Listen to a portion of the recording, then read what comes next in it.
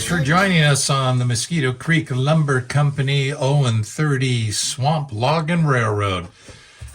I'm getting ready to hand lay some tracks, some secondary tracks in the Blackwater Junction area. We have our turnout here and a section of pre-made On30 code 86, 83, whatever it is. Flex track, that's already down. But for the sidings and a couple spurs here, I'm going to do some hand-laid tracks. So I got my supplies, got some tape, got a bucket full of pre-stained railroad ties, and also got some spiking pliers. We'll use those after a while. Got plenty of spikes to last for a bit. And also have some of the Clover House PCB tie strips. And these are good for holding the rail engaged. You solder these to the rail, and that makes everything really nice and engage and perfect.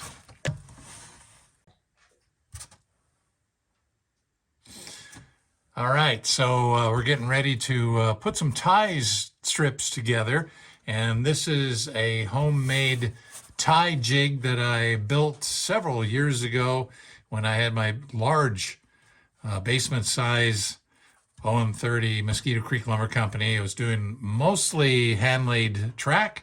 So what this is a section of these plastic ties that I had bought thinking that they were going to be pretty cool and ended up not using them. I like the looks of wooden ties. So I glued a section of these ties onto this 1x4 piece of wood. And then I've got like a stop back up here. So all I have to do is just throw the ties in and put some tape, and then they're ready to lay down. I've got two different spacings here. So there's two different spacings. I've got, you can put a tie in every one of these openings for like the main line looking track. And then every other one, I've got those marked. That's called logger spacing, which you're saving money and you don't have as heavy of trains, so you can space your ties out a little bit. It gives it that backwoods narrow gauge kind of look. So we're going to be doing logger spacing on these spur tracks here in Blackwater Junction. So we're putting ties in the tie jig, and look who's hanging out with me in the train room. It's Tia. Hi, Tia. What are you doing? Thanks for coming and keeping me company. Back to work. So try to keep the camera as steady as we can. So I'm going to take one of my pre-stained ties and insert it into every other slot. If I can get it to be in there. Push them all the way in.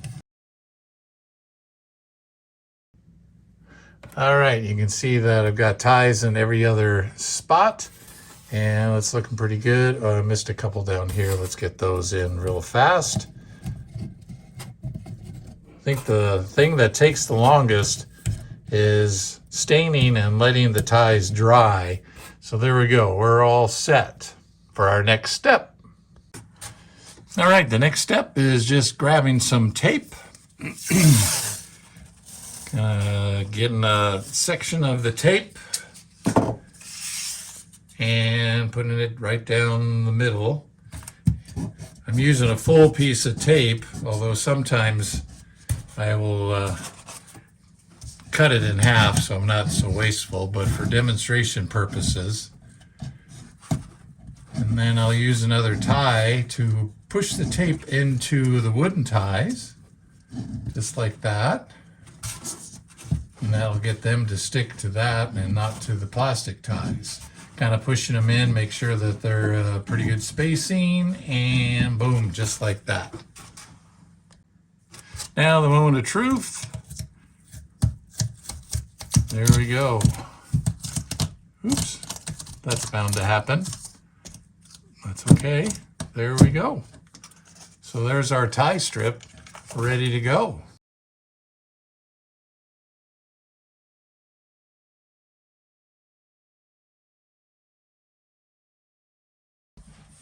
All right, our next step, now that we have our tie strips put together, is to lay down some white glue, or in this case, I'm using some wood glue, carpenter's wood glue, because it's resistant to water, which is a good thing when we're putting our ballast down and using wet water to adhere it with the glue. It's not going to loosen the ties. So we're going to use this, and I'll show you how we do it. All right, here we go. Get rid of the nozzle because it's not fast enough for me. So I have pre-marked where my track is going to go. And you can either use your finger to do this or use a putty knife, which I prefer. Follow that down. And we'll do a nice, good swath of it. Because you want all of those ties to adhere to the sub-road bed. So there you go, that looks good. All right, and we are ready to put our tie strips down. Now I'm gonna line this up, try to get as close to where I think it needs to go, and then push down gently on the ties so they get stuck into the glue. Now when you come to an area like this where you need to curve, I'll show you what I do. Just get a nice razor blade and kind of cut a little bit of a kerf in there so that you can get the ties to start to go where you want them to go. Another little slot in there, and see that allows the ties to make a curve, make the bend.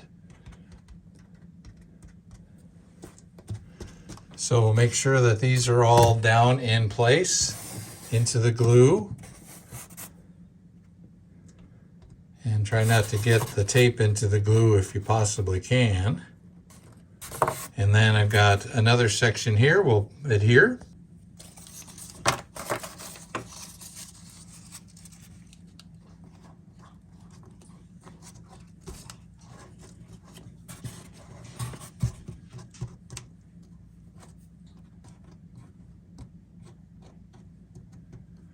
The tape doesn't line up here, but making sure that the ties do.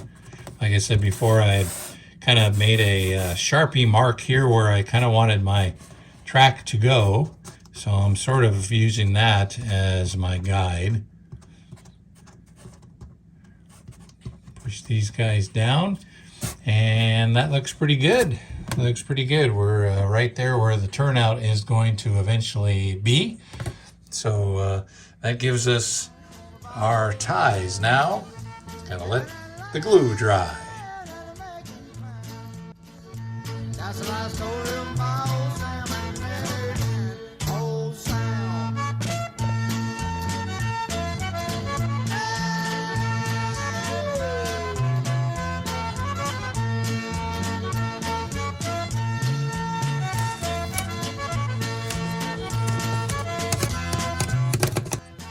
Well, that's going to do it for this video. Thanks a lot for watching, and we're getting some progress made on the On30 Mosquito Creek Lumber Company login layout. Back here you can see there's the cookhouse. It is still sitting on the dock, but we'll get that thing installed here pretty soon. But things are starting to come together here on the Mosquito Creek Lumber Company On30 Swamp Log and Railroad. Thanks for watching. Be sure to subscribe, like, and hit the notification button. Yeah, that's it. And we'll talk to you next time. Thanks.